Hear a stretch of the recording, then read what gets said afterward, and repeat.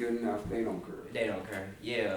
Where you want to get started, man? Because we missed so A lot much. of issues, man. Yeah. I guess the first issue, Snoop Dogg. Yeah. Let's go there. Was it necessary, man, to say that about Gil King? Now, we all love Kobe Bryant fan. Right. Rest in peace, Kobe. We love you, man. I love you because you were not just a basketball player. Yeah. You can think outside that. Right. You spoke 3 languages. Respect. Mm-hmm. Hold on 1 second. In the fact of the matter that Kobe was, you were accused, but all those charges were dropped because they couldn't find anything. When they found the semen, whatever, on the girl, somebody else who was white. Yeah. So even though he was clearly not fine, it was consensual if it happened. Kobe just, got a piece or whatever, and the white girl wanted maybe a little bit more, and Kobe didn't want it. Right. He said, "I'm a married man, but I did this, and God forgive me, but, rest in peace." But when Gayle King did the interview with Lisa Leslie, Lisa Leslie handled it well. She handled it perfectly. She did like a professional, just kind of knocked it out. Yeah. But then when other people, I agree with what 50 Cent said about her. 50 Cent, they're making it physical threats, though. I mean, but when Snoop Dogg, was that necessary, bro? No. I didn't like what he said. Me with the threats. I don't take the threats serious. I don't. Like, and the reason why I don't take it is like I can see how I put it. When you on social media and social media. What was he on? It's not social media though. What was social? What? Oh yeah, he was. Yeah, he was on social media. When you're right, but you making it for the world. Yeah, so like when you're on social media and then you make a threat like you're gonna hurt somebody, I immediately don't believe it.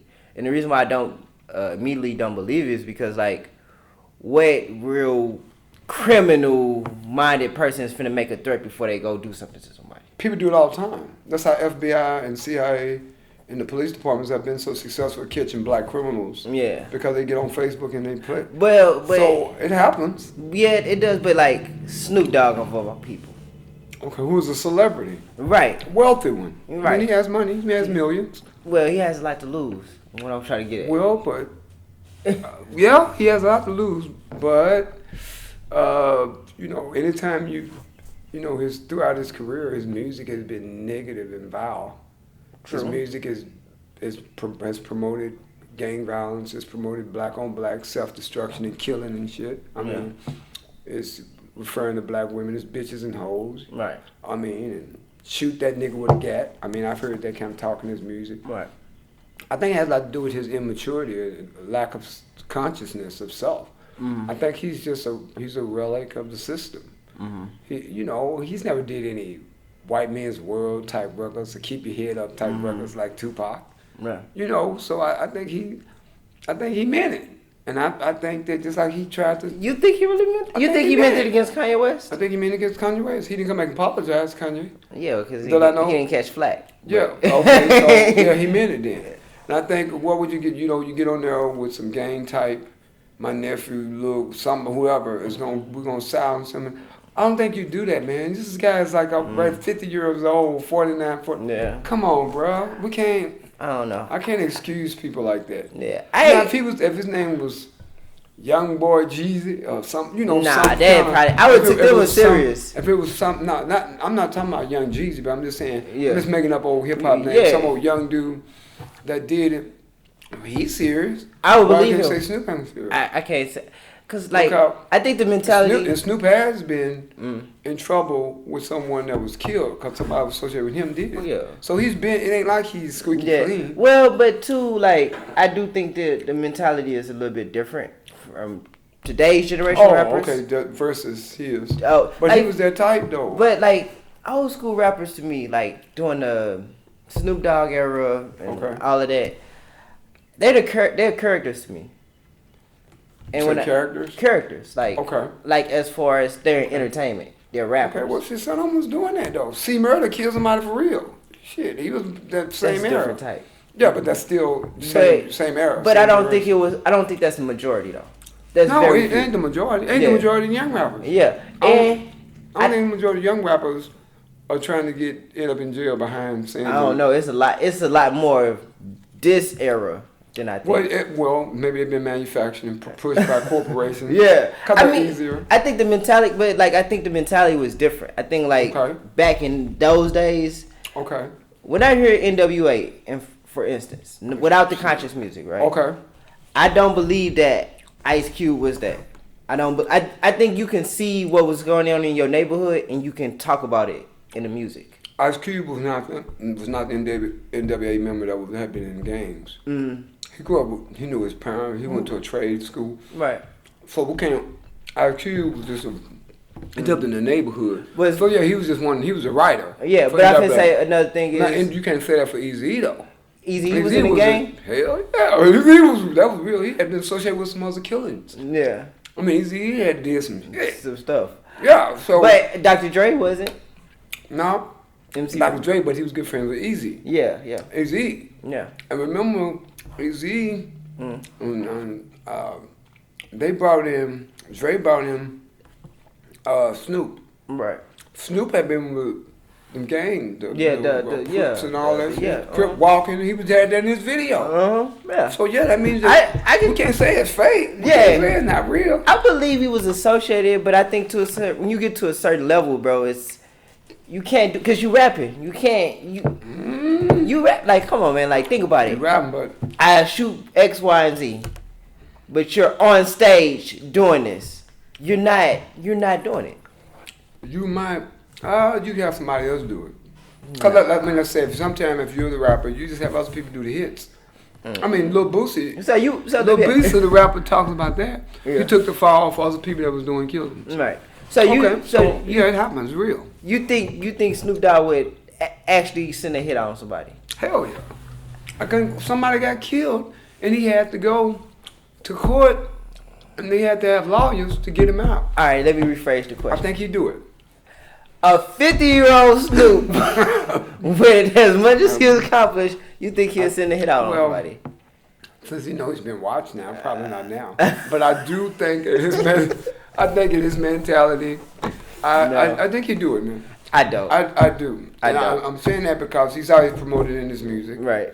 And that he's known people to die, and he's known innocent people to die. Right. Because at the end of the day, a lot of the LA gangster, so-called gangster, ain't no real black gangster, no way. Right. But so-called gangster hip hop was about killing other black people that were claiming other sets in different gangs in your neighborhood. It was never about fighting white supremacy. Yeah, but you don't like even when I'm gonna use Kendrick Lamar for example. Okay. But he had parents, both of them. Yeah, I'm not. The point that I'm trying to make is that like. You heard it in his music, but I don't think it's him. It's him talking about what's going on in his environment. But see, he's not saying he's in it. Snoop would be saying he belong. Well, because he wants, like, you know. I'm with the five. I'm Snoop Dogg. Okay, the point that I'm trying to make is that. That's totally different. No, let me go this far. Okay. If you Rick Ross. Okay, security guard? Yes. Okay. I've sold 5 million pounds of cocaine. Okay. Boy, we all know that's a lie. Oh, but he's doing that. You know, I can't use him like I don't see him like I see Snoop Dogg. Oh my God. But Rick Ross, first of all, is way after Snoop. Right. Okay, Rick Ross also comes in, and when he comes in, people ratting, oh, you was a security guard. Right. So Rick Ross is also the businessman, Wingstop. So Rick Ross just said, well, they want to hear that gangster shit. So I'm going to give it to him. That don't, Snoop is different. It's different. Snoop was not a security guard. Snoop already had been in trouble, man. Yeah. You know what I'm saying? So his mentality is different. Rick Ross is purely entertainment. It's purely, some of them, man, I just don't, like Snoop of all people, I can't see Snoop really putting in some gangster work. Why do you think he continues to make threats against black people? I mean, because he's made threats against the Gayle King. He made against Kanye. Yeah. He's probably made against other black people. He's never made threats against Zimmerman, who killed Trayvon, he didn't say send his boys out to teach that. So I have a problem with that. Yeah, I think it's a form, but you would go and do a cook show with Martha Stewart. Come on, man. But like for me, I don't really. I'm gonna get paid. Yeah, he definitely gonna get his money. Mm-hmm. Thing of it is like as far as the threats go, I really didn't take it serious. I did, and I think, but as far I was more concerned about what he said about her. Like, okay, well that was harsh. That's well, man, the rappers say that in records. Right. Too short. I mean, we have had people say, talk about women, and just destroy them. Yeah, but I think when it comes which is wrong. Yeah, I would say when it comes to like that, I think that was just like inappropriate. It was inappropriate, but it was also, I think, what upset most of the public. Mike Eric Dyson spoke strongly to this. Was that when you disgrace them and then you make a threat on top of that. Yeah. And like when you made it against Kanye, a lot of people didn't say as much because Kanye supported Donald Trump. Right. Well, it's Kanye's prerogative. If he wants to support Trump, I'm not going to go out and threaten him. Yeah. I might say, he's lost, but man, you support it. You want to support it. It's America. At the end of the day, white people and all this shit. Yeah. It's true. I'm flossing. I'm from. Got this made by Gucci. Who are the people they tell me to make the hit? White people. So let's keep it real. Yeah. Man. I mean, I definitely don't agree, and I don't want it to be taken out of misconstrued that like I agree with him. It's like no, I don't agree with him. I don't think what he said was right at all. But as far as like me and you have had this conversation, as far as me thinking Snoop Dogg is a for real gangster. No, never have I ever pure studio to you. Yes, like I don't ever like. Okay, in comparison to that, Suge Knight. Okay, I actually believe he's a real gangster. I actually believe he would hurt, he would kill, he would do anything to get somebody. Snoop, no way. Well, Snoop disappeared. It's interesting you say that because I remember when Pac and Biggie came up there, Snoop ran to Master P now for cover. I remember that. Even like if he certain stuff when Tupac was alive that he'd say, I don't even think Tupac wasn't gangster. Tupac wasn't gangster. No, he wasn't gangster. But he did. He implement. But he never in his music. He never really spoke as a gangster. No. He implemented things and put things in his music that he knew people that practiced that lifestyle. Yeah, that's what he did. Yeah. He never said I was a gang member. I'm a part of this. He never claimed any of that shit. He just talked about it in his music. Yeah. Because he knew the large percentage of the audience was caught up in that. Yeah, I think that's what I mean by like I think it's a character. Like I can see how a person could literally say they can see a drug dealer on their streets, and they can literally, when they on the streets or whatever, and they see him and he's talking, his mentality, I can see them taking that and actually portraying that in the music as a character, not as I'm really him. I see that. I see that, but that's somebody that never belonged to a gang, never sold drugs, never did any of that. Now Pop, for a limited time, I think. He was going to, but they stopped him for selling drugs. Yeah. So I can't use him. He also came from the Black Panther Party. His mom, Afeni, he came, Geronimo Pratt, he just talked to these people, man. Matula Shakur, all that, I can't even compare him But the point that I was going to make about Tupac is like certain things he'll say about Tupac, he'd be like, yeah, we got on the plane and he was going off on me. And I'd just be thinking like, you a chill person. You didn't even, little Tupac saying something to you, you didn't even snatch him up or nothing. You just... let him do it, So well, I don't know. I think that was because Tupac had, regardless of how he went off, everybody knew he was knowledgeable, and they respected his insight. Yeah. Because when nobody else at the time, well, in so-called gangster, what they call gangster, there was no one else able to do it. To have his foot in with the black conscious folks, plus the gangster folks. So he had both worlds. So Pac was like, you can't compare people like Snoop to, Yeah. I mean, it's just totally different mentality. I think the closest thing to Pac, that I've seen to Tupac, might have been, and Tupac took some of his flavor. I think Ras Kass. Razzcast could go gangs, but then he'd go Afrocentric, Yeah, conscious, pro-black, so Razzcast and maybe Pac, but those are elevated, intelligent people that read books. Yeah. I don't see that when Snoop Dogg is not elevated. Yeah, I don't think. So I can't really say on no level, as far as elevation and consciousness. No, hell no, never, but ever. It's just typical. Yeah, but as far as like his music, to me, it is like. But I don't think his outside of his life is. Okay, and then too, like I would tell you, when I grew up. I seen Snoop Dogg coaching his sons on MTV. I saw that. So I didn't watch it, but I know. Yeah, so like you gotta think like we didn't grow, like I was born in 1990. Whenever Doggy Style came out, I was probably 3 or 4 years old. Okay. So by the time I'm like aware of hip hop and rap, it's like it's 2002 or something, and Snoop Dogg is teaching his sons and coaching his sons. It's like my dad ain't in my life. Right. Snoop Dogg in his kid's life. That says a lot about him, so.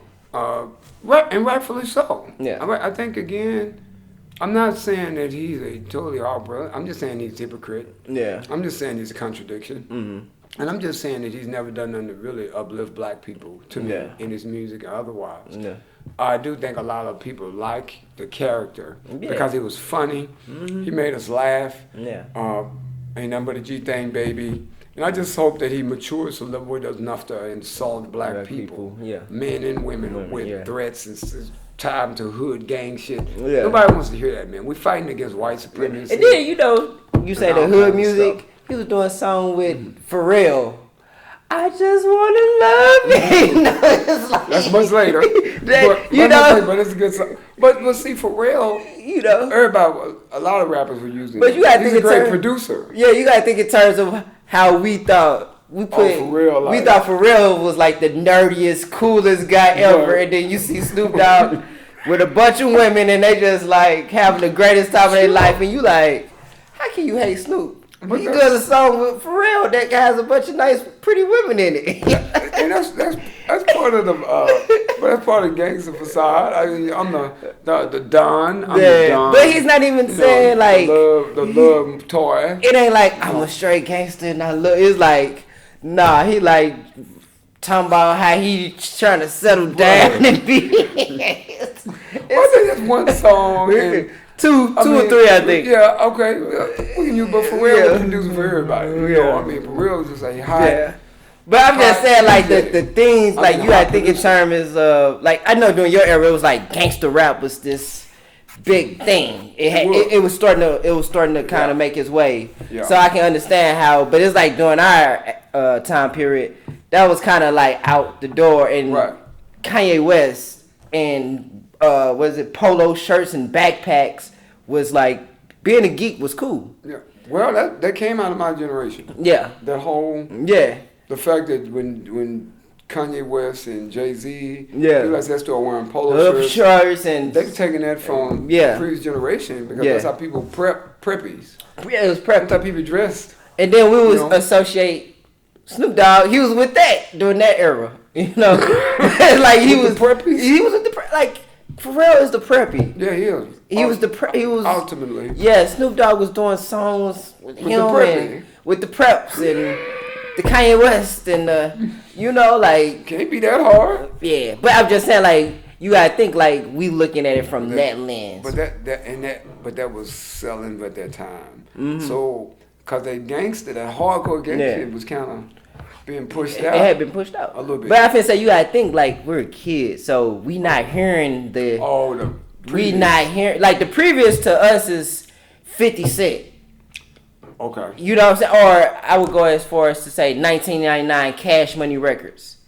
And, And the Game. People like the game and all those people. So you gotta think like Snoop Dogg would here and there show up, but he was on Pharrell with Pharrell. You get what I'm saying? So it was like it's confusing when I hear like gangster because it's like we wasn't part of that Doggy Style era. Okay.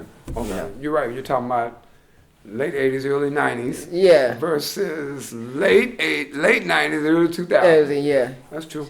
But I'm just not a Snoop fan. Yeah, of course. Okay, but other stuff that's been happening, man. That's one of the main things. Oh, the presidential election, man. Yeah. Bloomberg just bought his way in out of nowhere. His who? Bloomberg, who's supposed to be independent. Right. Michael Bloomberg. Right. He bought his way into the election. Yeah. And then, of course, he didn't win nothing. Yeah. But the fact that he could just come in out of Democrat, the people, the gatekeepers of the Democratic Party, they just let him just, because he got money. Yeah, he bought his way in. And shit. I thought it was interesting because, like, I didn't hear much about Mike Bloomberg. But when I go to work and in the break room, I have to watch the news. I don't like watching the news, but I'll have to watch it when I'm at work. Right. So I would just be like, dang, why is all these Michael Bloomberg ads coming on the TV? And I was just kind of shocked because, like, I didn't even really know he was in the race until, like, I started seeing all these ads. And I was like, oh, he doing a whole lot of promotion. And Yeah, he is. And then when I heard like the results, I was like, ooh, he spent all that money for nothing. You're a billionaire. He got it. Yeah. And I'm glad that he's out. Yeah. Because I'm going to vote for him. Stop and frisk. Yeah. And then other stuff he's done. He has a past racist history. Same thing with Joe Biden though. Black folks just voting for Joe Biden left and right. Obama.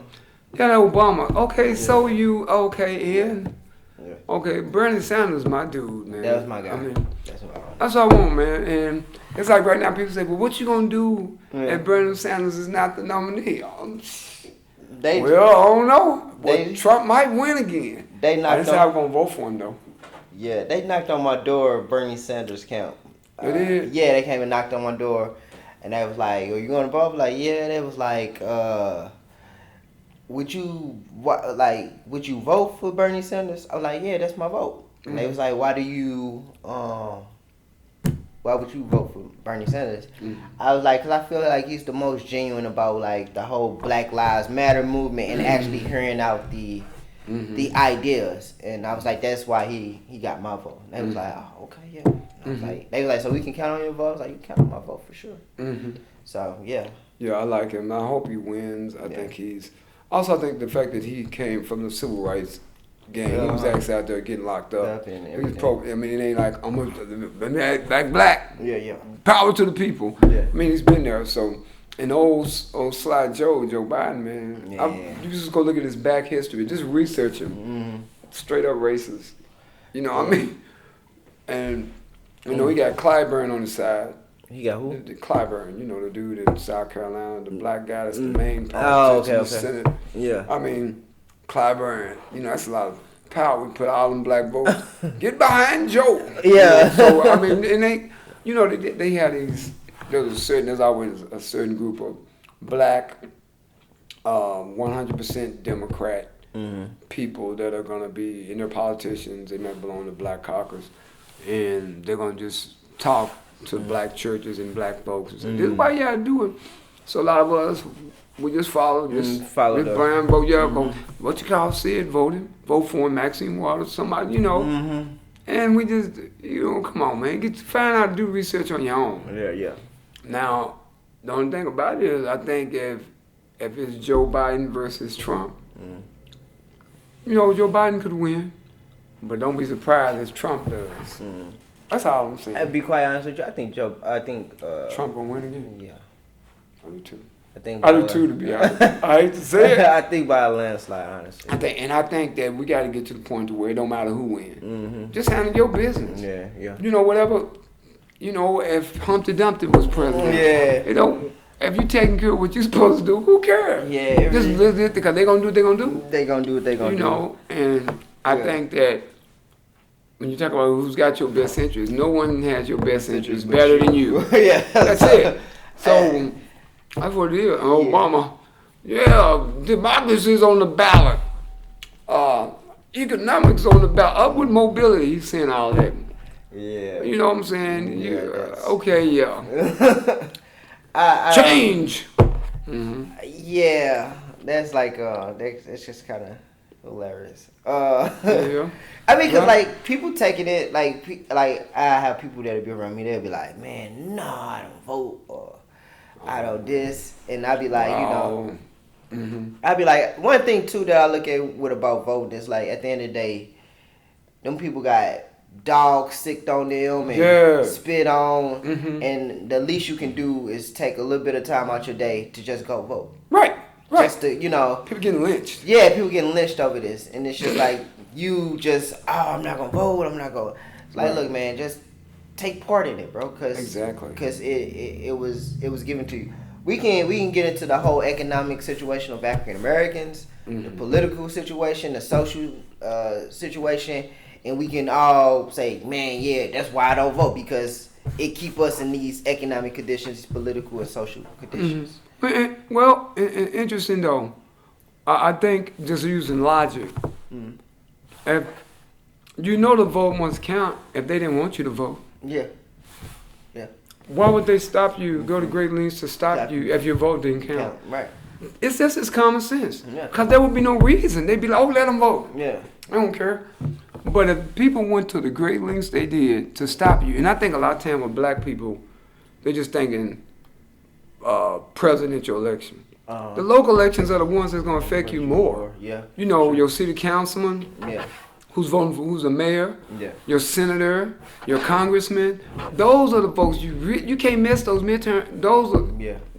So I'm like, yeah, your vote counts. Yeah. And I had a sister say, there's a sister that came to one of the little libraries, whatever. She was like, I'm like, I felt sorry for her, dude, because she got 2 children, 2 different dads. Okay, that ain't the issue, on the moral thing, but. She told me she don't vote. She didn't have time or something.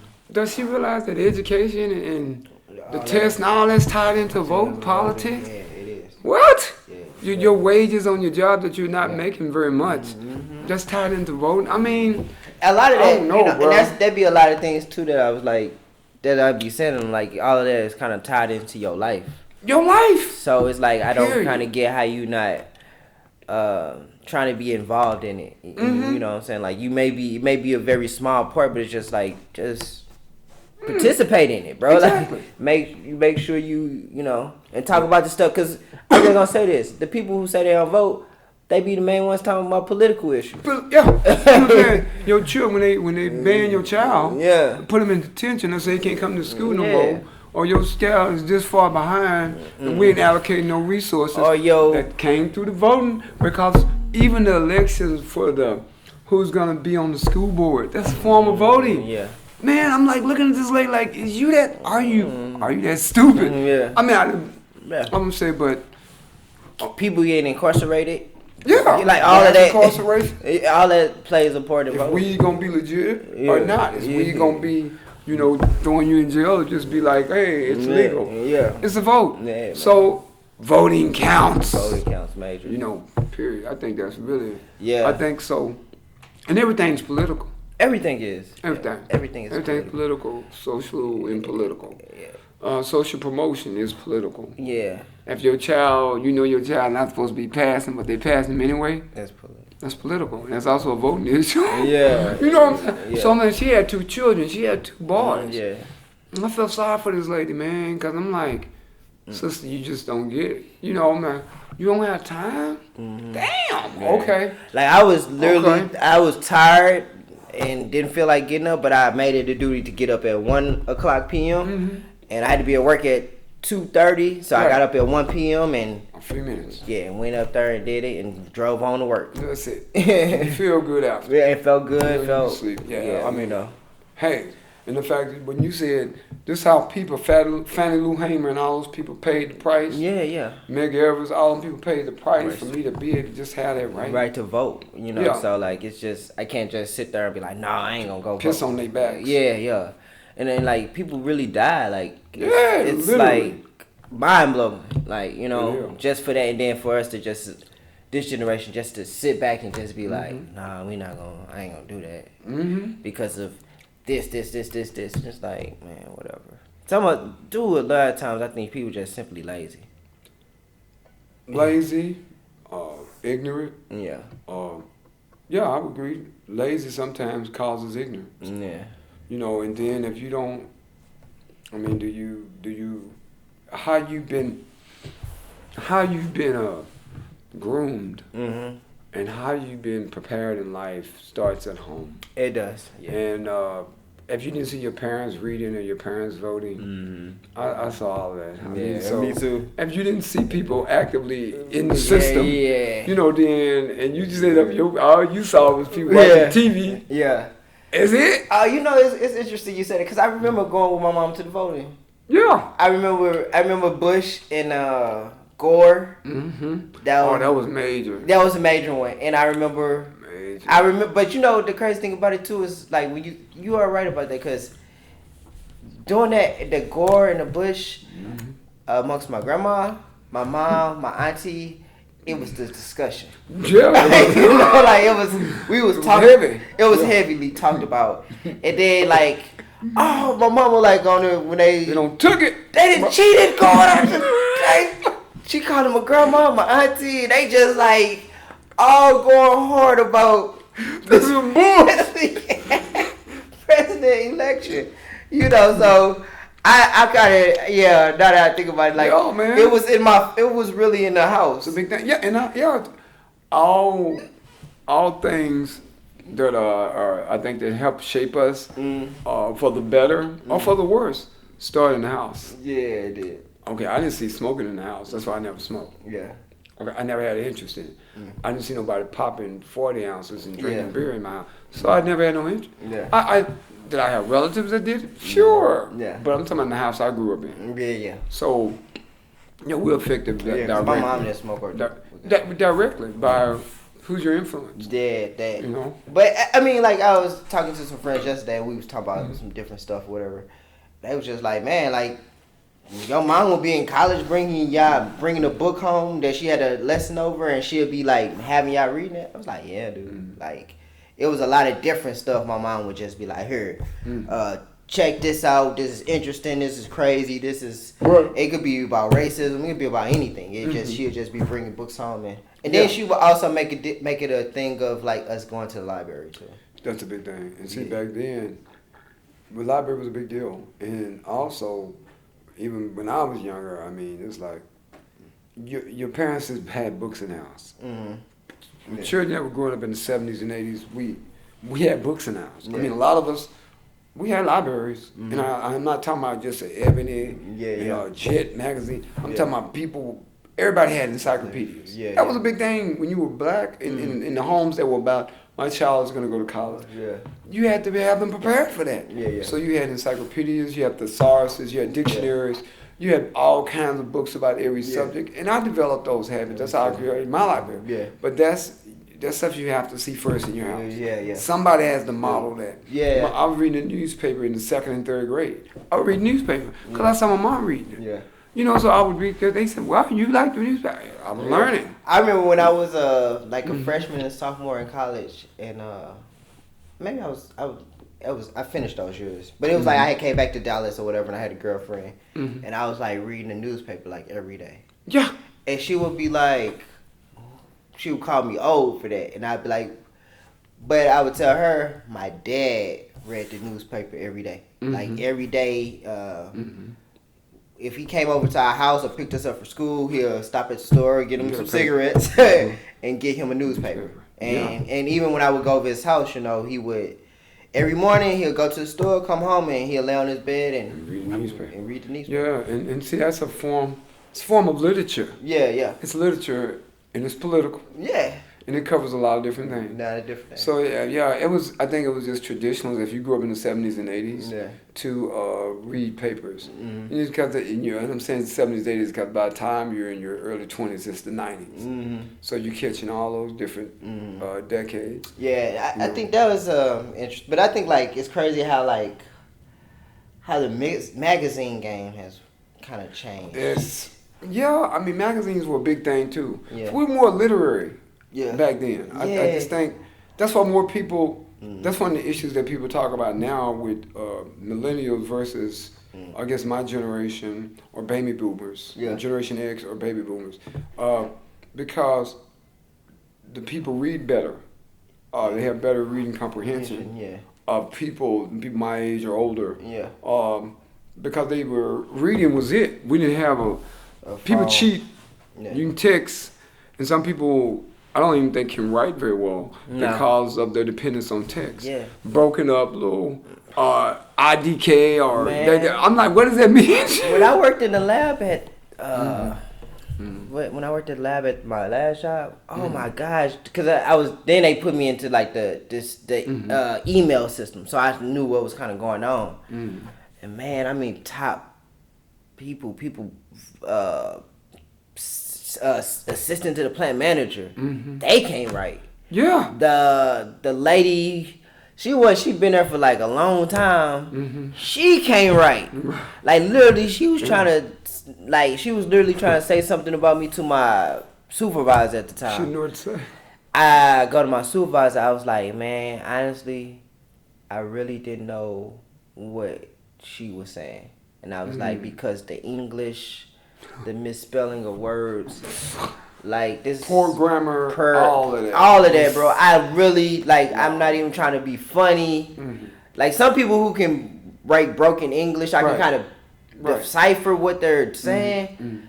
I could not understand what this lady was talking about. No structure. No, nothing. So I asked him like, I don't know what, and he started laughing, and he was like, yeah, she called me, and that's how I know what she was getting. And he said, but from what we reading, what do you mean? Yeah, what language is this? Even my cousin, who was he was a manager up there, and he was saying the same. He was like, "Yeah, it's that horrible, bro." Wow. Everybody's saying like, "Bro, I don't know how she's even." It's bad. It was horrible. Bro, is this lady that you kept having to deal with? Yeah. But I think that it has a lot with having codependency on other things. See, my mom, I was made to do homework, even if we didn't have any. Yeah.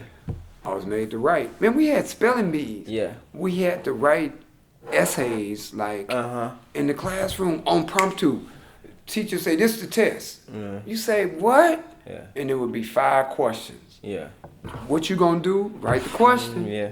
And then write your response to it. And there had to be an essay. Yeah. Or a paragraph or 2. Yeah. 3 paragraphs to that. Yeah. And they better be coherent. Yeah. It better make sense. Yeah. The parts of speech better be in order. So when you had them, like Miss Price or Miss Bedford, had those kind of teachers. Yeah. You know, because but I think black people then had a lot of pride. Yeah. Honor. But I feel like growing up in the 90s, like when my cousin stayed with my mom, right? She make him write. She give him prompts and write in his journal, and he kind of feel a certain way. But my mom kind of tell him like, look, for life. This is what I teach my kids. Like my kids had to, she was like Eric had problems at work, and he literally writing really got him out of stuff, and I can attest to that. Like communication, because I can effectively write what the problem is, and then when you growing up in this era and people hadn't been there, don't read a whole lot and they don't write, it makes you look like you a Harvard grad. Right. It's really like I just read basic stuff. Yeah, but again, that codependency. Yeah. Text that. Yeah. Text that. Let's hide behind cyberspace. Yeah, and So I salute your mom for doing that with him. But I think that's something that sooner or later people will have to deal with. Yeah. Because it's also a trick. Because I think most white people and most Asian people, and this is not putting down blacks and Latinos, but and I think that the Latino people might have issues with it because it's not their first language. Right. So I tell people, I think a lot of times if there's an issue with them writing, it's because it's not their first language. Right. So that's a discrepancy by itself. Right. But I think with us, with black people, you born and raised in America, you've been here, you don't have the same excuse. Yeah. You really can't use that. Yeah. And then you are products in your environment. Yeah. So if people in your environment speak a certain way, and there's a lot of slang, and no one, then that can cause problems for a child that's got to write in a school system that's set up for middle class white people. You're gonna have fallacies. Yeah, and problems. it's gonna be. Yeah, it's gonna be kind of difficult. That's gonna be difficult. Hard. Yeah. And then it's gonna be more difficult when you get in this thing called college. I don't care if it's junior college, anything, university. You're gonna have some problems. Yeah. But Okay, so all that came from the political, what we just talked about, and the voting. In the voting, yeah. Okay, another hot topic, man. Well, we talked about Kobe's death. We talked about the things. There's been some other, coronavirus. Damn. Yeah. You heard about Italy? No. Dude, I think they got is it 16 million cases? Or is it 16,000? Oh. I might be wrong. Don't Yeah. quote me on that. They said 16,000 or they said 16 million in Italy. Okay. Which is a European country. I can say because Italy not that big. Yeah, but it's a European country. Yeah. That's a big deal. Right. That's a major deal. Another thing that gets me is this. These viruses always start with people that are non-white. Yeah. Like Asia, China, they're non-white. Mm. Ebola, they were non-white. Yeah. The smallpox, the red people, they were non-white. Yeah. I'm just saying, SARS, Yeah. non-white. Yeah. So that's why I'm kind of shocked that even in Italy, Yeah. there would be this much coronavirus don't spread. 200 deaths. Yeah. 200 deaths so far, which is a lot. Right. The CDC, and we can just say that it's going to get worse. And somebody said, well, black people, somebody made a statement that said, well, black people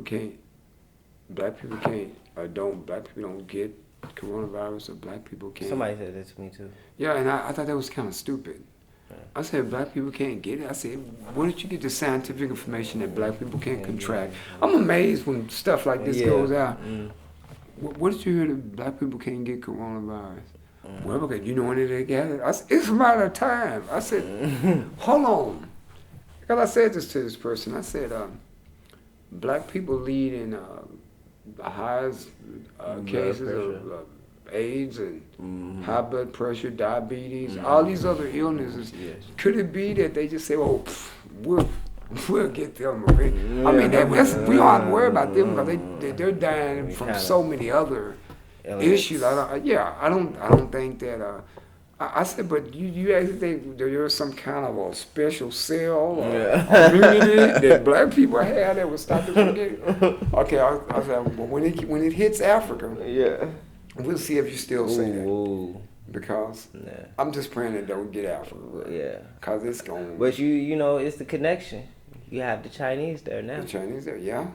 And they've been excommunicating, getting something out. But I think there's something there for business. And it's hard, but that's kind of Africa's fault when you let other people in. Come in, yeah. Like that. And the whole thing they was presenting, they was like they thought the China relationship was gonna be a whole lot better than United States. Kind of the same thing. Yeah. Well, yeah, or like the other colonial powers. Because I don't think it was to the extent of them like murdering them. No, they ain't gonna kill them. They come with money. Yeah. But they have the same conquest. The same thing is in mind, like to run Africa, to get your resources, to milk you. But that's African. It makes you look at African heads of state. They're the prime ministers and their presidents.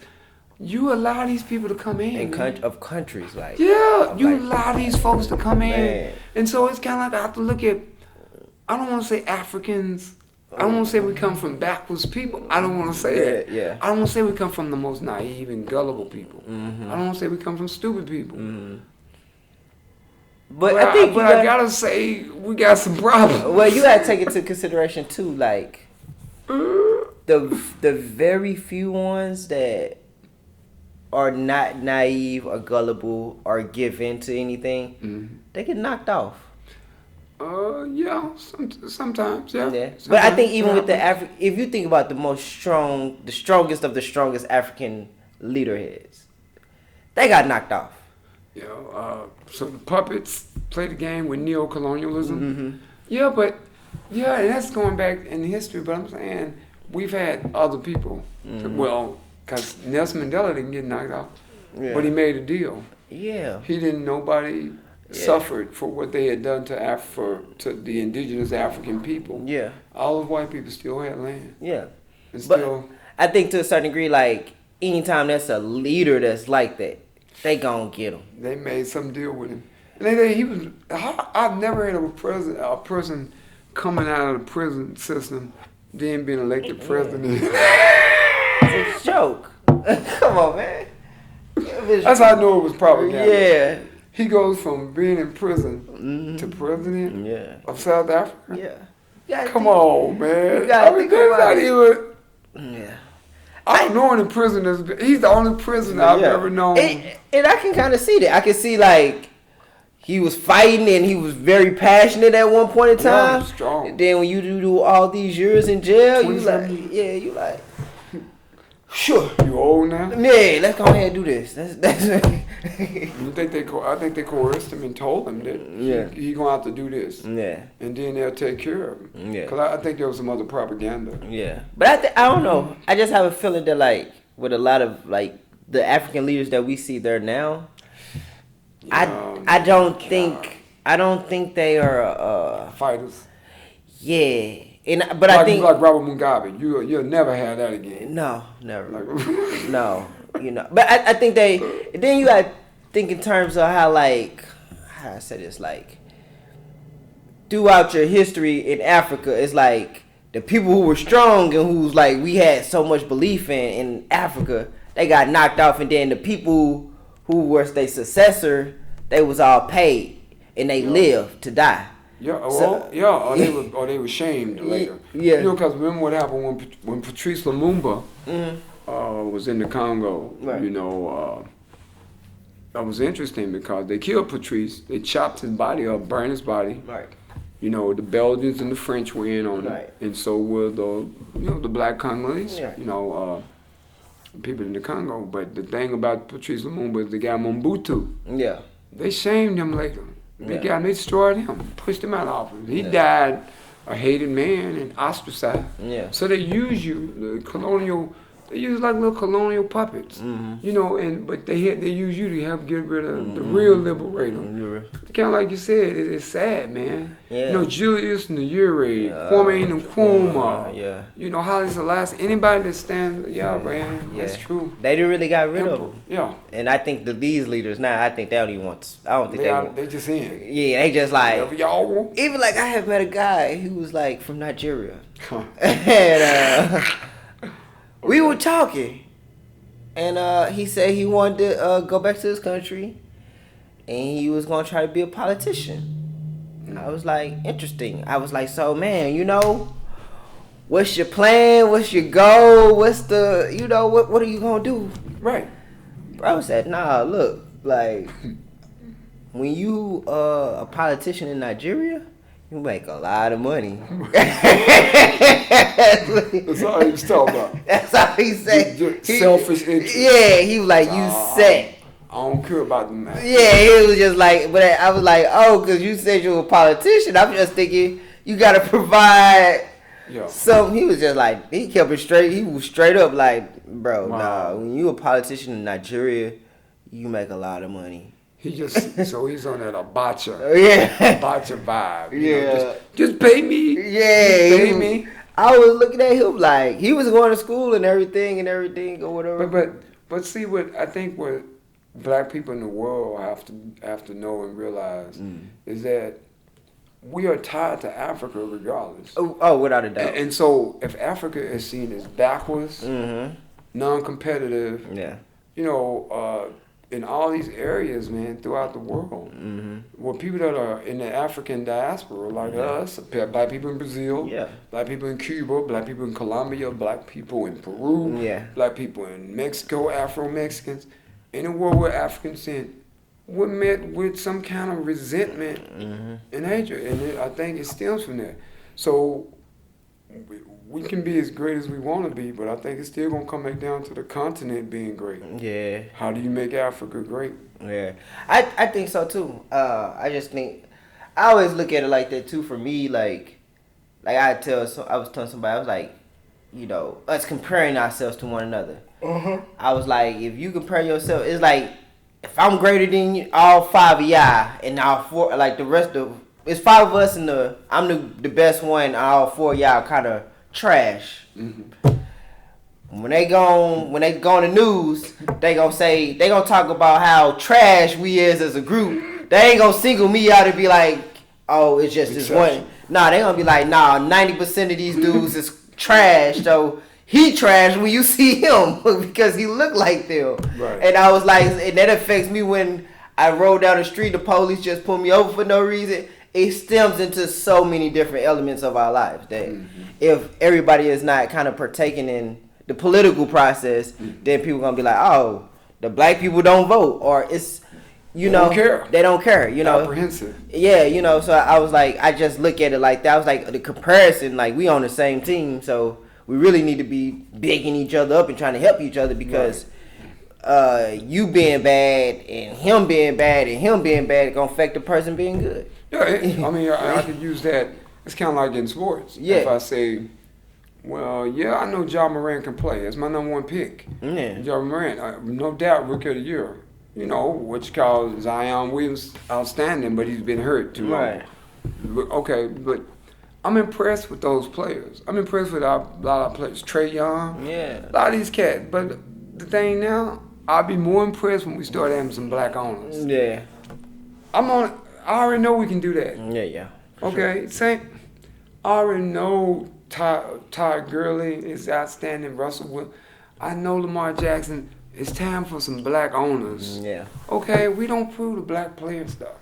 So the real strategies in football, and you know, when I hear in basketball, sports that are 80, 70% black.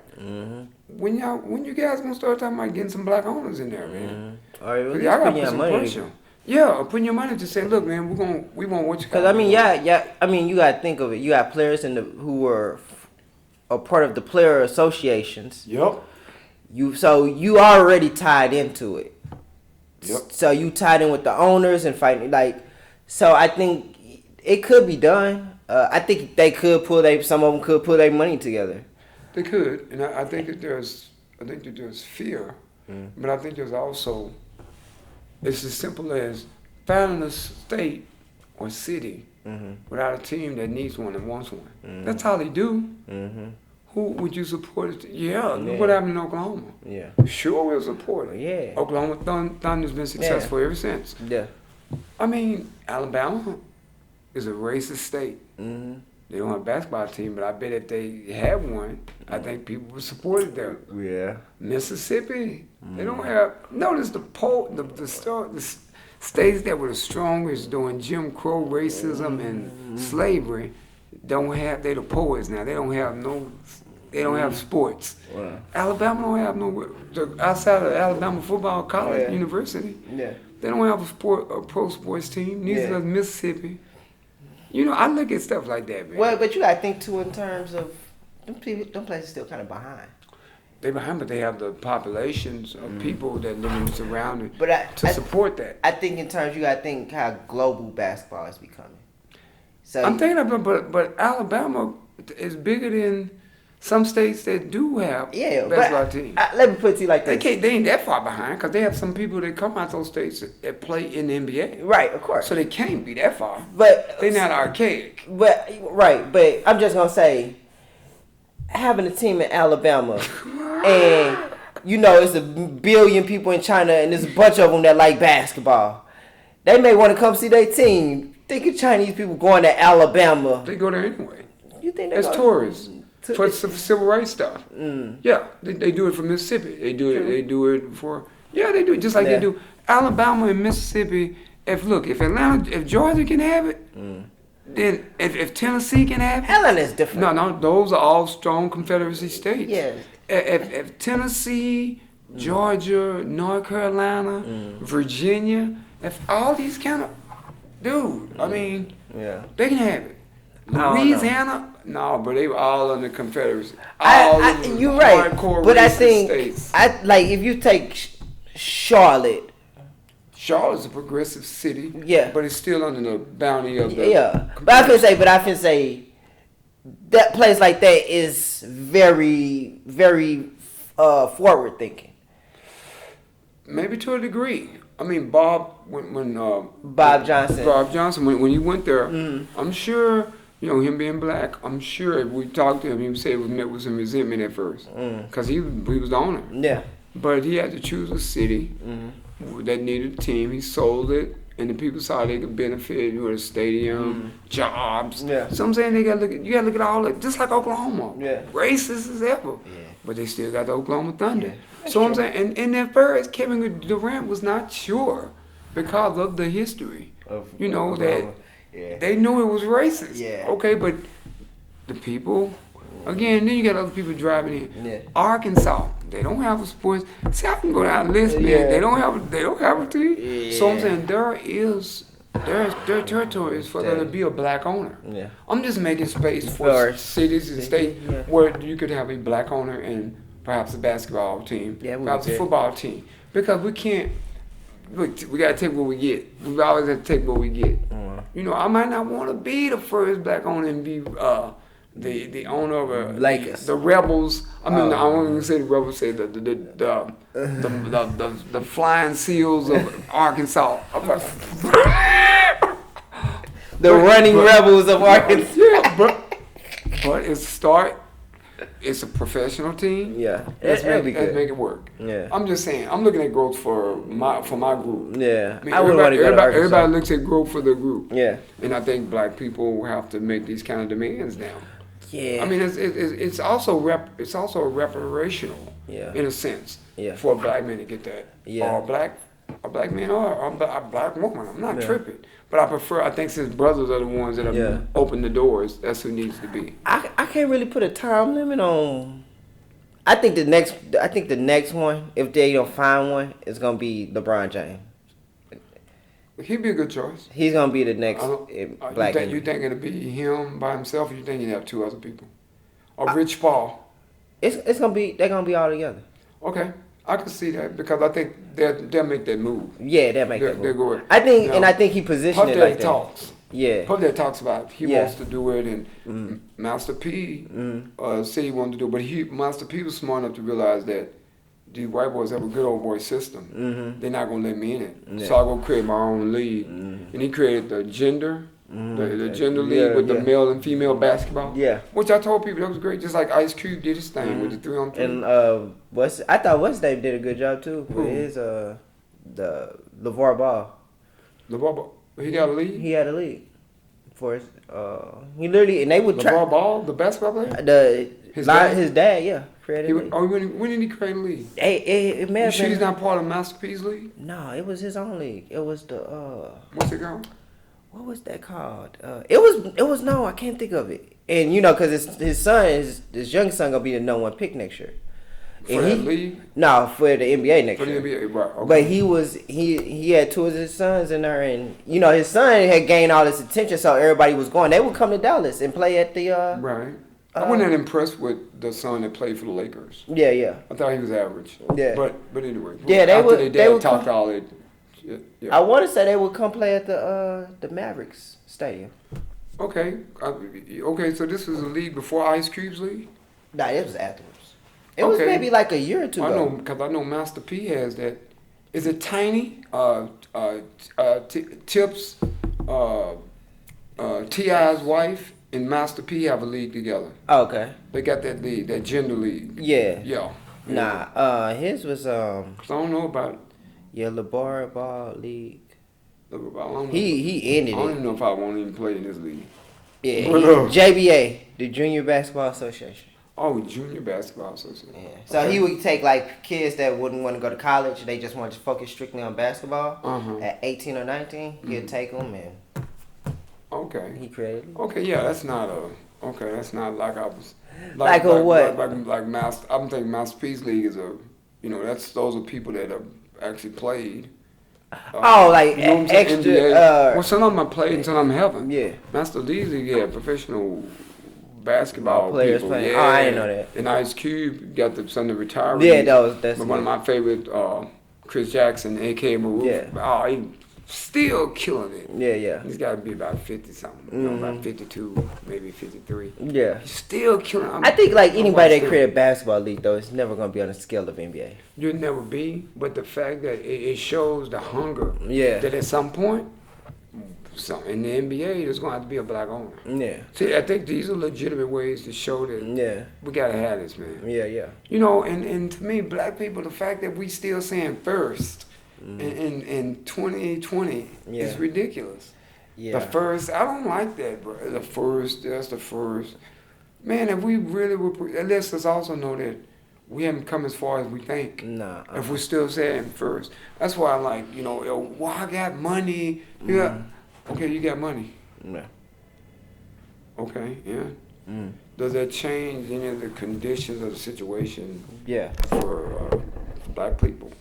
I don't Probably not. Did we run out of time? I know we probably did on this one. But this was going dead, so. Well, we had 40 minutes, so. We got 40 minutes? Yeah. Oh, This content. okay. But, yeah, so. Yeah, nah, Is it stopped? Yeah, I started. We Oh, started yeah. over. Okay. But, yeah, I think, what was I gonna say? Yeah, yeah, in West Nile, he used to go overseas and start like a little tournaments over there. Ball. See, I don't like Ball though. I like him. I mean, he talks a lot, and I like LeVar. you You want me to tell you something that I do like? I like people who his speak white things. wife. Yeah. And he talks all his big old talk. Yeah. He was calling out somebody. Michael Jordan. He was calling out. He was talking about how much his son was gonna have LeBron's lunch and all that. You don't do, dude. He's trying to hype out, and you calling out Michael Jordan. You can't even play on his level. Yeah. I like it because I think it's more so of a, how do I put it? With his sons, I think it's like trying to speak it into existence. Oh, so he's the Flavor Flav for his sons, the hype man. Yes. Okay. I really do believe that. Okay. Because a lot of, even on ESPN, sometimes they be like, some of the stuff you say, it do become true. You know what I'm saying? Like I'm just gonna say his story. Who gonna be? They were like, when you told us when he was 16 years old that he was gonna be the number one pick, and it looks like he's gonna be the number one pick. It's like, wow, But I think it's like he just speaking into this. but I don't think they're gonna do anything once they get in. Just like the other one. The first one? I just don't think because of him. And I think because you make other players. Oh, yeah. Because they looking like, okay. Yeah, we... like they did his son. Yeah, like Patrick Beverly. Yeah, when he went against... He pointed the finger at the daddy. Yeah, he was jacking him up on the court, bro. Like, literally, you could tell he was just roughing him up just to rough him up. Because your daddy talk too much, man. Yeah. So that's why you gonna cause your children to be in more trouble. Yeah. I don't think I would. I have grandsons. I don't think I would be hyping. My grandson is gonna be better than Ty Gurley. Oh, you watch. You take that to the back. He gonna be able to do some stuff that even Russell couldn't do. He didn't expect. One of my friends was like, that, man. One of my friends was like, so would you do this with Amos? I said, no. I said, but do that, bro. Another thing too, though, I do take into consideration. He was a dad that was there. You don't really see that with other people. Okay, yeah, but a lot of people had their dads there. Their dads didn't go out and get them in trouble. You see, his dad got him in trouble, dude. He got ball. That boy destroyed, man. Even that Kobe and them looking at him funny. I mean, everybody. Yeah, and he say, well, we play as average. When I saw him play, I didn't see nothing. I'm expecting to see some Ja Morant type. Oh, no, you ain't gonna get that. According to your daddy, how your dad is talking. Yeah. I want to see some Zion Williamson type. Box since office. Your dad is talking like this. Yeah, man, go, dude. Yeah. But you brought something else up a while ago. It was something else. To transition from sports. Oh. It was something else that came. We talked about the coronavirus. We talked about the sport. It was something else you said while we was talking about sports. That's another issue though. It's something else. Did I say about the dads or? No. It wasn't that. Sports league? No, because that's still sports. I think another time we can talk about the murder rate in Dallas. Oh man. Murder rate, and it's mostly young black males and young Latino males. Yeah. But more so young black. Dude, I think that has a lot to do with just because of the situation, the black family is so dysfunctional, destroyed, devalued. Too many black boys are being raised by women. And if these women have somebody, a man come along, it's normal. somebody ain't out of prison, some old low life, he any man will do. And he come over and they see their mom selling them for, the weakest. Yeah. But he a male. Right. So, and he might have been a hustling male. He might be as old as me, late 40s, early 50s, early 60s. Still trying to do, hustling again.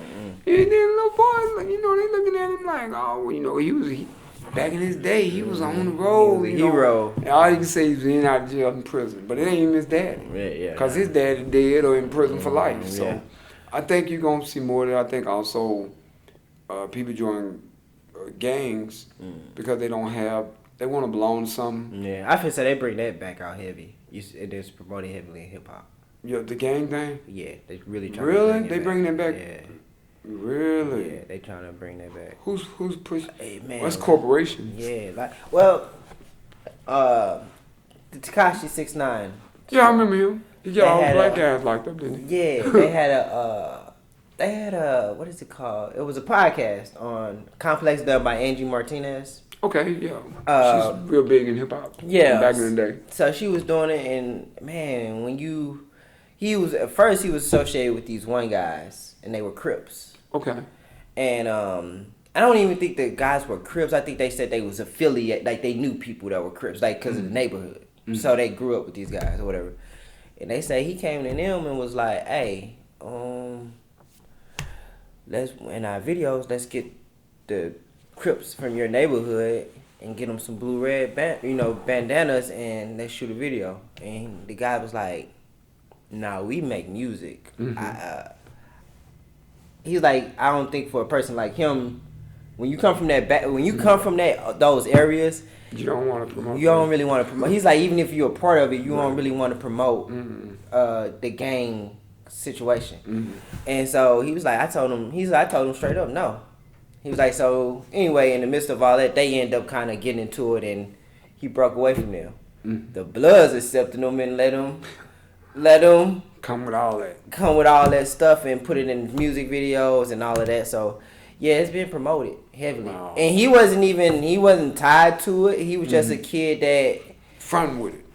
Fronting. Yeah, he was just a kid fronting. And he was literally, and he was backed by a record label probably I think at 18 or 19 years old. And at 22 or whatever, it's like that's when he got known, but he started associating himself with gang members. And he was saying that he felt like for him to really blow up, he needed to somehow be connected to the gangs. Wow.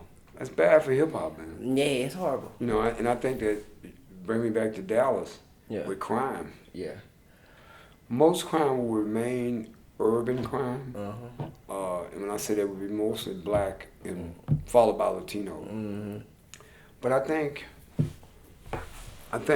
the crime that's coming from like with the Latino culture is more MS-13 type. Yeah. El Salvador, people coming out of maybe some parts of Mexico, drug cartel. Yeah. Because I think that's how a lot of drugs get in here. But I think that a lot of blacks, it happens because we're so, the slave conditioning. Yeah. It's just still part of who you are as a black person when you don't know who you are. Yeah, it's really weird to see it in Dallas. It is weird for Dallas. In particular, like what we said before, like to be kind of honest, like it's so many opportunities. Slow. Yeah. And it's kind of doesn't really. I've been around people who will say certain things like, "Oh man, long as it's that street shit is down here, people are always gonna have money," and they'd be like, "Bro, like." You don't have to do street. You really don't have to do street. Like, I mean, like, I don't quite understand it or whatever. Down here, I really don't get it, man. I can't really see it. Well, I'll be honest with you, and this might sound prejudiced, but when Dallas, when they appointed the new lady, I seen her too as the mayor, as the police chief. When I saw where she came from, like Detroit. Oh yeah.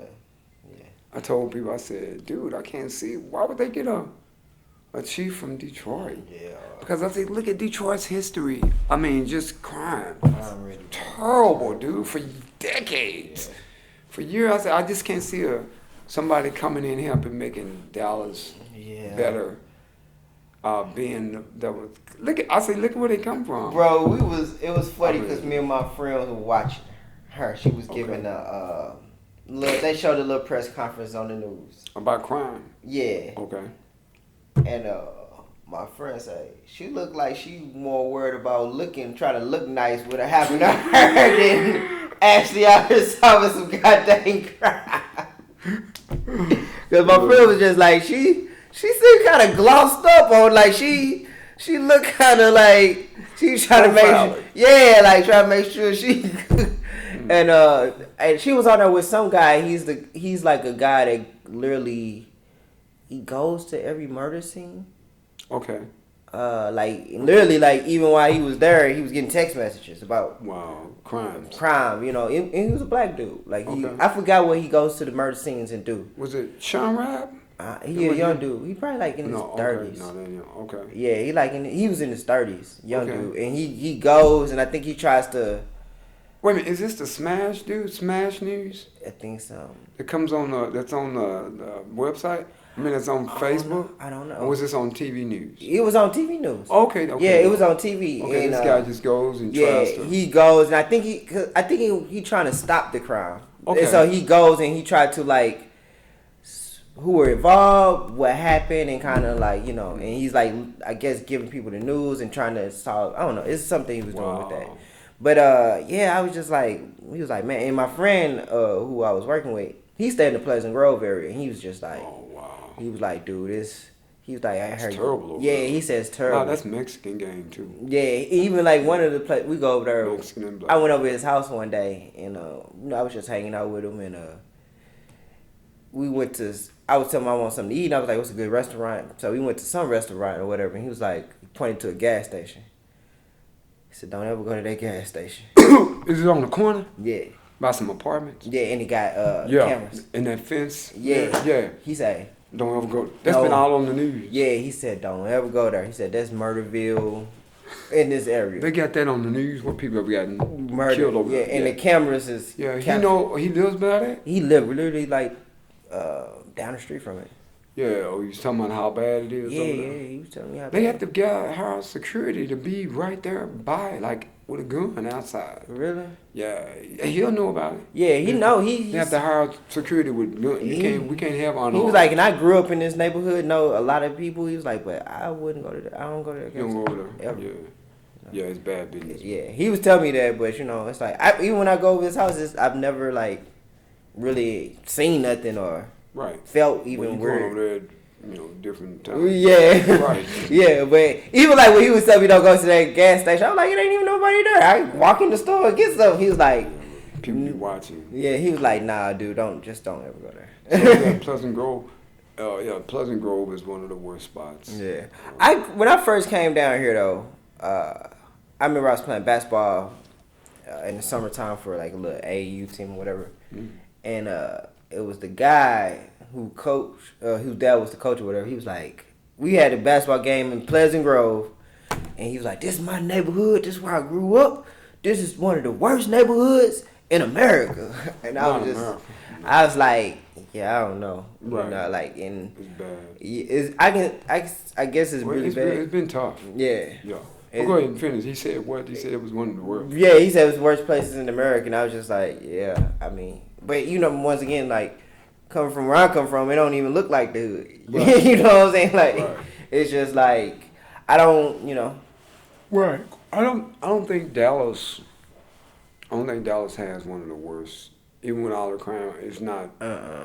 If you pick the top 10 worst areas, neighborhoods in the United States, it's not going to be on there. Because they're just areas like what you see in St. Louis, in places like Chicago, in places like Detroit, Gary, in places like some parts of Brooklyn, New York, some parts of California. I say you just ain't gonna be able to. Stockton, California. Yeah, you ain't gonna be able to compete. I would say even like Brooklyn, Illinois, which is by East St. Louis. Yeah, horrible. Pretty tough over there. Yeah, it's just prostitutes and it's worse. Like the game, it's nothing. And when you ride over there, I mean, East St. Louis. East St. Louis, Brooklyn, and all those places. Them places ain't. Yeah. That's like that's the worst of the worst. And there's nothing. The only thing that could be driving the crime in Texas or in Dallas would have to be stuff that's. I'm not saying it's only stuff. The idea of drugs. Yeah. My first thing is border. Honestly, man. I mean, I think that and poverty in some end. Yeah. Because drugs got to be in the game. Yeah. And that's not saying that. I'm not saying that everybody coming across the border is bringing drugs and crime into America. Yeah. But I am saying that you can't rule that completely out. Yeah. Of course, drugs. I'm just being real. Drugs play a major. It's not to stigmatize it. Yeah, drugs play a major part, especially down here in Texas. Big, we're right here on cartels and shit. Right over here. It's cartels too, but like even with me and my girl, we went out to eat one night down here in Dallas, and we was talking and whatever. We was like just the people serving us, right? And there's a lot of people in this restaurant. We like, where do all these people live? And they're just in here spending money and just relaxing. But you know, you go anywhere in Dallas. You see people out. You see people spending money. You see. I was like, we have a good economy. Yeah, I was like, even in St. Louis, we didn't see people riding around in Ferraris. Like, you see that, you see that. I mean, but Dallas got some wealthy white folks too. That's what I'm finna say. Yes. But I finna say with the drugs, I was telling her, I was like, I just think with all of it, so much money is just circulating. Yeah, and there's money in different areas.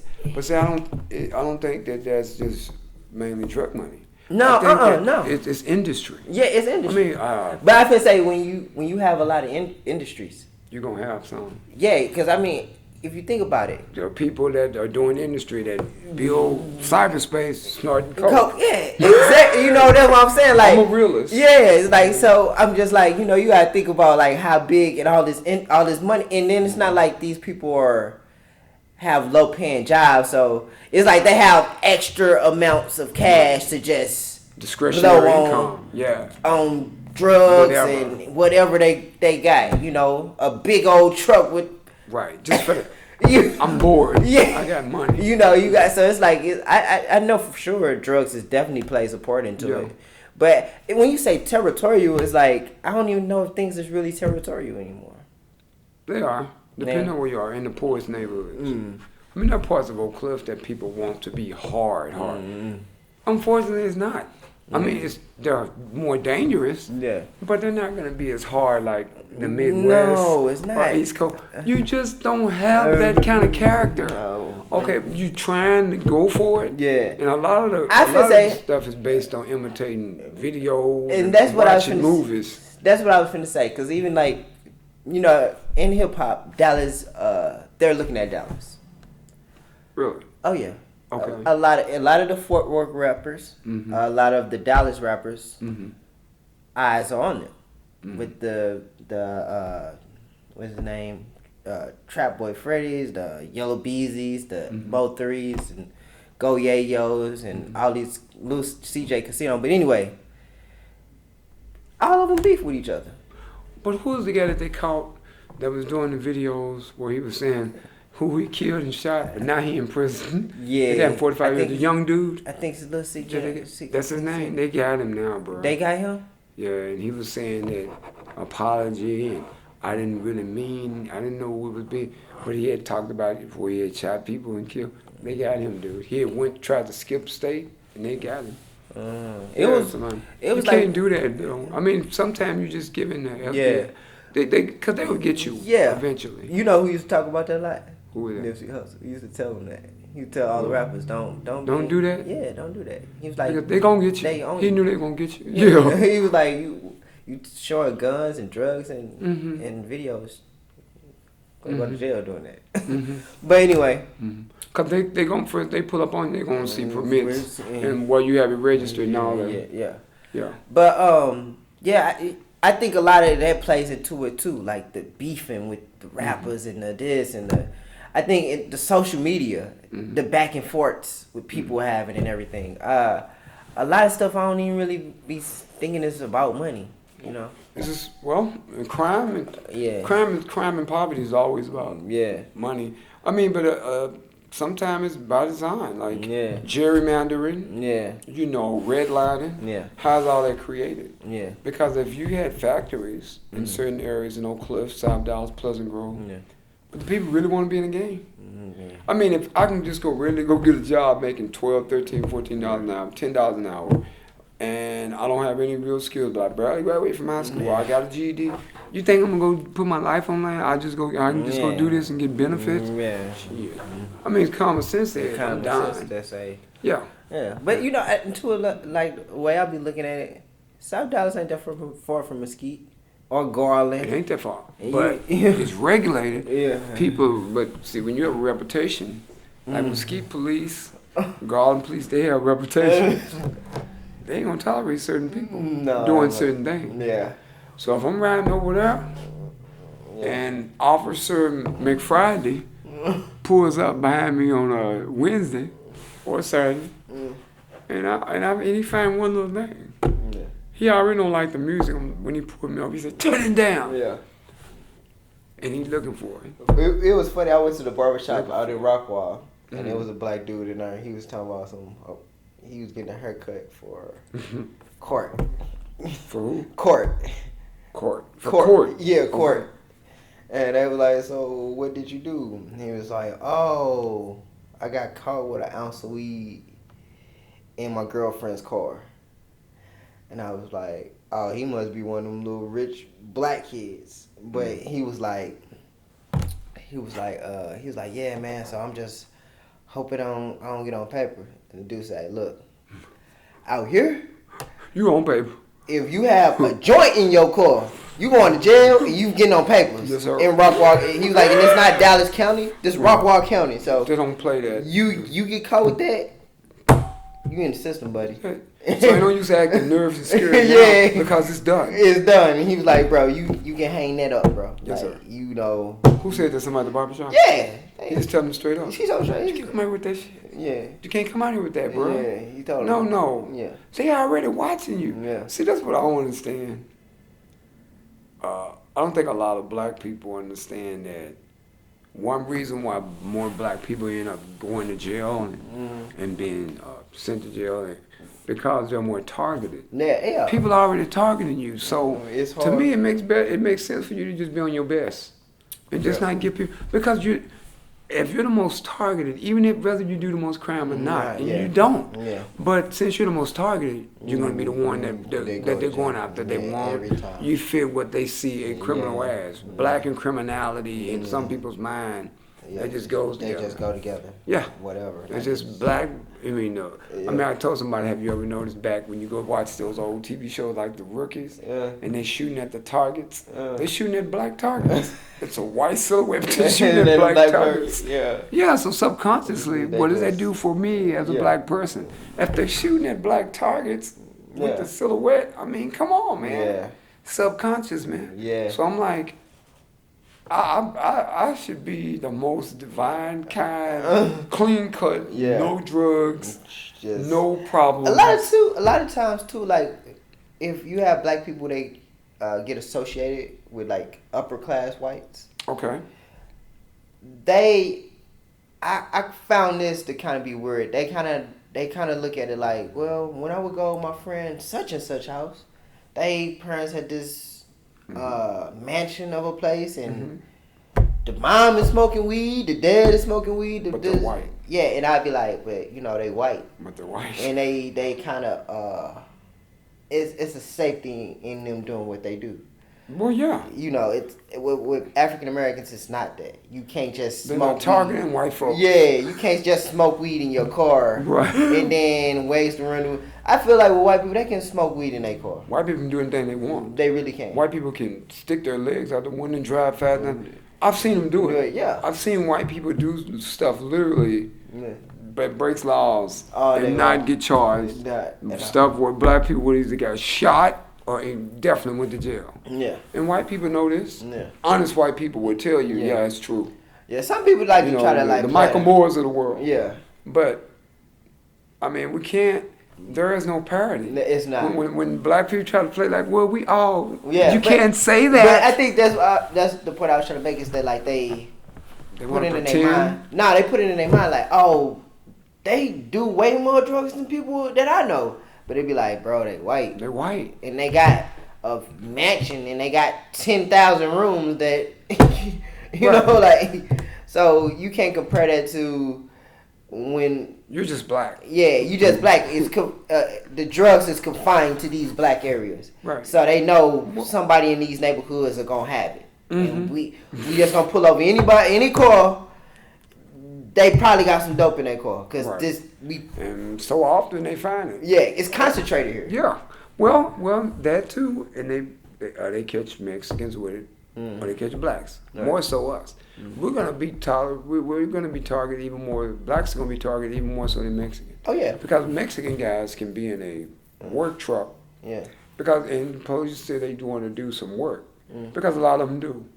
But they could have drugs in there in Yeah. the truck, and they be using that because the cartel use Mexican laborers for ways to hide and to do the drug thing, and they're not noticeable. I mean, they're like ignored. But you So know I mean, what? which is smart from a drug dealer's point of Yeah, view. but I think the cartels and the governments here are in cahoots. Okay, I think there are some people that are. Yeah. That's always been though. That's in Yeah. any government. Yeah, no, but I and can for say you have it in Colombia, anywhere you gotta have people. But I can say I in think to a certain degree, I think that kind of explains why they don't be as targeted as much as black people.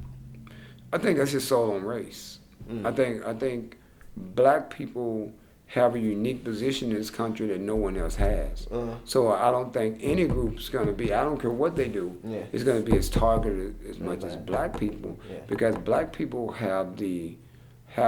we have a master servant relationship with white people. Mm. It's based on our relationship, whether we want to admit it or not. It's based on slavery. Yes. And don't nobody else have that.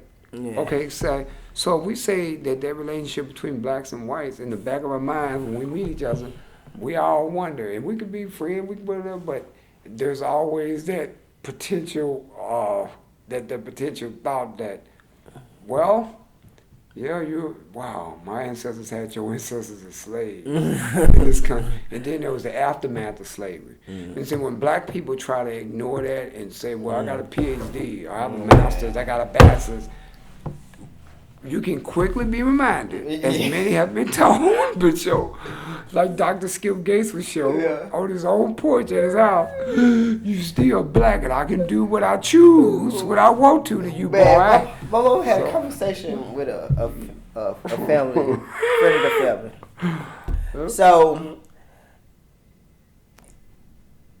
the home association. Okay. HOA. Yeah. So she's in the group text, Okay. and they like, it was a guy. They called him the flip flop stealer. Okay. So they got cameras of this guy just going around stealing stuff out of people's cars. Okay. He So wasn't black, was he? this is the thing. Okay. So me looking at it, I really couldn't. I thought he looked kind of white. My mom thought he looked black based off of the attire. Okay. So she was like, the way he wearing his hat, that looked like, I was like, but the face looked white, you know. So Right. she was like, I don't know, he looked black. So I think in the little, they was just basically saying it's just black. And she was like, I think somebody said, I notified the police officer that he had black flip flops and this, that, and third. My mom was like, whoa. Makai, who's my son that's in my house, he wear black flip flops. A lot of these kids around here that are African American wear black flip flops. So you can't just say black flip flops, because if you say that, then these cops are just gonna harass them for wearing black flip flops. Well, yeah. They do that. Yeah, but she was just saying like that's not cool. So don't. But they do that though. Yeah. But that's reality. Yeah. Because they want the assailant to be black anyway. Mm-hmm. And so even if it's a white guy and it's been shown that they're black, It was black people too said it. Well, yeah, even if it's a black person saying it. Because there are white guys that have darken their skin and put on masks and act like black and then so it leads them focusing on blacks. Yeah. That happens. And I think that if I'm a white criminal and I feel that I can take on a persona of a black person to deflect the crime from me, yeah, you think I'm not gonna do it? Oh yeah, but the family was like, well, you know, my mom was just like, you know, no, but I think they should use some other description than that, because that's gonna target everybody. No one's seen his face. Yeah, nobody's seen his face. So she was like, so he was like, nah, I think they. And I was thinking to myself like, he wore flip flops, so. Well, they gonna look at more than that. Yeah. How tall is the guy? He had to been about. Oh, they caught him? Nah, he looked about 5'9". Oh, okay. Well, that's gonna rule out some people. Yeah. I mean, cause they come with flip flops, and then if he looks 5'9", that's not gonna look like somebody that's like 4'11". Yeah, 5 foot. 5 foot. Yeah. But I mean, you never know with white people. Yeah. Well, yeah, and if white. And it's been proven over how they see us. Yeah. If they just want somebody. Yeah. I think they gonna make you fit. I think they look at it like 5'9" is 5'4", and 5'9" is you in that from 5'4" to 5'9", you in that range. So we looking for that. Yeah. You know. You don't have nothing on your record. That's gonna be the one thing that would help you. Mm-hmm. But if you got something on your record too, because I mean. I just think that I don't think a lot of people understand that you just don't have the leeway you don't have that other people do. Yeah. And I think we want to believe that you know all men are created equal. Yeah, I mean, but that's not even true in the black sense. Nobody's created equal. No, not at all. No, I mean I can't do what Michael Jordan did. Yeah, but I think it's a complication with us too. It hurts so bad. What do you mean? I think we to just go as far as to say like, because we're the most targeted, doing what other people do. Mm-hmm. Looked at different. You know we looked because I feel like at the end of the day, regardless of if white people do more drugs than us or we do more drugs than white people, it really doesn't matter. I think the fact of the matter is that people are doing drugs. Right. Okay. And I think but I can say to tell black people it's harder to explain to black people hey, because you're in Target so much, you probably shouldn't do drugs, this, that, third. But it's like, no, we are human beings. We are just as complicated as all these other people that's doing this or that or you know what I'm saying. And I understand, you know where I'm coming from. We are human beings, but we are stained. Yeah, and that's what I'm saying, like the complications because. We're pretty much doing what everybody else is doing. Right. It's just the fact of the matter that we're targeted. But it's a complication with that because it's like you telling people who skin are just totally just different. Man, y'all drinking and smoking, you should be doing that. It's like, man, but that's what some people are doing. But it's over exacerbated also. I mean, can black people really afford to be doing that? I mean, as a people. I mean, because I could say. We know Asians and Indians are doing it. Yeah, of course. But their track record in terms of how they achieve in this country, academic and what they're doing, it's totally it's phenomenal. Yeah. I say so. With us though, and being most targeted, we're shown in the most worst light, almost regularly. Yeah. So I'm like, wow, man. Yeah. And how many other black people can I disgrace? By doing something immoral. Mm-hmm. It's like my whole race, Jamal did it. But I'm counting for it too.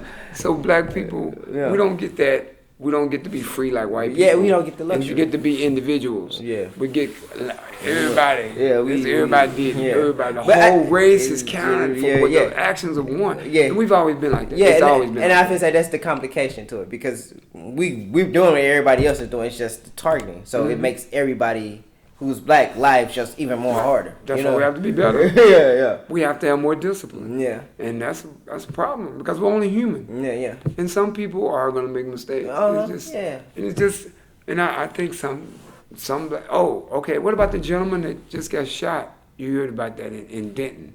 Okay, you heard about that. He had the frying pan and the meat cleaver and they came at the police and they Oh, tased I him. ain't see that one. You ain't seen it? Uh. Oh, you ain't checked it out. It just happened. But they showed the footage.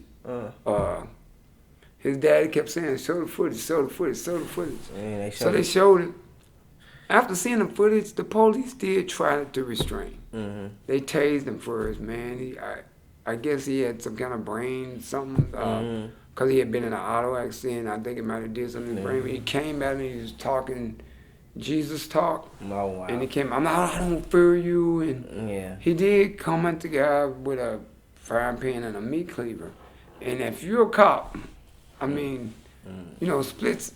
Okay, you a black cop, white cop, don't matter. If a person comes at you, you already know shots of some tasers in him. And that didn't stop him. He got a meat cleaver. He kind of tall dude too. Are you gonna keep tasing? Are you gonna go with the final the final frontier? Yeah. I mean, I think for me, like, I don't know. We gotta put ourselves in those positions sometimes. Yeah, I feel I'm trying to be. Yeah, fair. I know. Try to be fair, cause I feel like I know with me, bro. If I was a cop, a lot of folks are getting shot. I'm not gonna fight with you. Like, you make any kind of move, you dead, you off. Like, no. When I say freeze, don't move. You may not. You mean it? I really do. I don't want to kill you. The crazy thing about it is, like, you gotta think I'm 5'4", $160. Anybody can just toss me and throw me. But you're not gonna take that chance. I'm not finna let you get the drop on me ever. So I'm pulling it, and when I pull it, I'm firing. I don't care who it is. Yes, like, get back. So you see some cases. Yeah. You already know that a lot of white men are just terrified of black guys. It be like, I was telling somebody that yesterday. I was like, me. White guy be 6'7", black guy be 4'11". He's terrified of. I was telling them, I said, don't be real. I was like, when the cop pulled me over, I swear to God, I don't argue. I don't say much. I ain't gonna yes or no to you, but I just be like, yes, no, I ain't gonna argue with you. That's right. I say, cause bro got the leverage at the end of the day. He does. And I know, like I say, if I say put your hand on the steering wheel and you do not do that, with me being 5'4" with a $160, it's a problem. Your head may be blown off, and so I can't even be a cop. I wouldn't even. So you got the three F's. Don't fight. Don't flee. Yeah. And don't fuss. Man. I tell people that. Don't fight. Yes. Don't flee. Yeah. And don't fuss. Yeah. Let it play out in court. Yeah, exactly. Because if you got your life, he can get fired. That cop can get fired. Exactly. There's stuff that can be done. Yeah. I mean, that be like when I meet cops. You have to have some hope. Yeah. When I meet cops, my whole mind frame is literally survival. It's survive the encounter. Yeah. That's what Big Mike said. Yeah. Killer Mike. Yeah. Killer Mike said that's your job is to survive the encounter. You can let it play out in court. Yeah. You can come back and file. I never really got people arguing with cops and stuff like that, because it's like, man, these dudes. No-win situation, bro. Yeah, that's a no-win. Like, you could literally disturb the cop by literally just saying some crazy stuff to him, and he can literally just, turn your black ass around. I'm gonna lock you up for some bullshit. You was excessive talk. They use all type of terms. Disturbing the peace. Disorderly conduct. Yeah, disorderly conduct. I just don't like it. Yeah, so I try my best not to give them any reason. I'm not gonna even play with you. What? Yeah. Yeah, that's just not. And I think a lot of times, and you have to ask yourself, what power do you have when they coming to you? Mm-hmm. So the brother, I hate that. I'm sorry for that family, man. You get a chance, you check the video out. Yeah. But I mean, dude, if it's split second, and I'm a cop myself, I'm thinking of me first. Yeah, dude. Okay. Yeah. Now, if I see you don't have no weapon, Yeah. and I've been trained in martial arts, Yeah. I'm gonna tear your ass up. Right. I don't have to use my gun. I don't have to use my bullet club. Come on, I'm gonna Wing Chun your ass down. Yeah. Okay. Period. But everybody don't have that. Right. Everybody don't have Wing Chun, Shotokan, Goju-Ryu training. Everybody don't have martial arts training. Right. And a lot of cops don't either. No. So, but because I would hate to take another human being's life. Yeah. But you're not going to take mine either. Yeah, man. So, I mean, at the end of the day, I got to survive the encounter. Yeah. I won't make it home to my family. Yeah, that's what it is. That's why, I look at, I just look at certain things as like, if you a person that's like wanting to be a cop, you gotta kind of be bred a little bit different. And I'm not talking from a white perspective. I'm just talking about in people general. like, in general, you got to be. Well, if you're black too, especially. Yeah, especially if you're black. Especially because you black people historically have never had a good relationship with the police. Yeah. I mean, that's not to say that every cop is racist. Because there are white cops that really respect black people as human beings. Right. They don't hate black people. They just want to be good cops for everybody. There are white cops like that. Yes, true. But there's also a large percentage of white cops who hate black folks, and that's historical findings, who have been part of Klan and racial hate groups, and they joined the police force for ways because they knew they could legitimately get at blacks and kill blacks and get away. Right. So we have both those scenarios playing out, and that's just a fact. Yeah. I mean, we look at Dr. King, and we ain't that far removed. We saw cops literally just straight up Klan. Yeah. You know what I'm saying? I'll break your neck. Yeah. I'll shoot you. Yeah. And you're a cop, So, but it's different. Yeah, I think with the white boy, with the white cop, I really don't kind of give him no leverage or room to wiggle. Okay. The black cop, sometimes he's worse. Yeah. Oh, black cops can be worse. Yeah, they can be worse, man. Yeah, they can. I mean, sometimes black cops, because it's not like black cops are gonna shoot white people. Yeah, no. They know in the back of their mind. Yeah. White cop can. I've heard of white people calling black cops, coon niggas to their face, and the black cop had to wait until a white cop was present before they would act. Because it had to be the white cop is with me. And I think that's why I give them a little bit of different wiggle room per se, because even as a black person, as a cop, you still got a target on your back. Yeah, you're still black. And I'm just gonna say, with the white boy, African American could cuss you out all day long. You still know that. 9 out of 10 times he's not gonna pull out a gun and shoot you. He's not gonna do much of anything to you. That's true. And to be quite fair to you, he's just reacting to whatever is going on. You really, to me, I feel like with some of those cops, they can let that shit slide, but they don't. Now reverse it. The black cop. You have white people saying all type of crap to you, to your face. You will never hear him say, "Turn your motherfucking white ass around and I'm finna take your ass to jail." Like, crackle. Yeah. The white cops call black people niggas. Yeah. But so you never see a black cop. He has to sit there and just simply take it. That's right. As far as the white cop go, he do whatever. He do what the hell he want to do. Whatever he want to do. When he get tired of hearing that stuff from black people, turn your motherfucking nigga ass around and I'm gonna take your ass to jail, But you don't see that with black cops. And I think that's why I say it's a little bit of a... You don't see that with black cops when it involves white people. Of course. You see that when black cops are against black people. Yeah. But I've heard them talk bad to black people. But they do it with black folks. Yeah, I think too with African Americans, we have this weird hierarchy system based off of material possessions and power of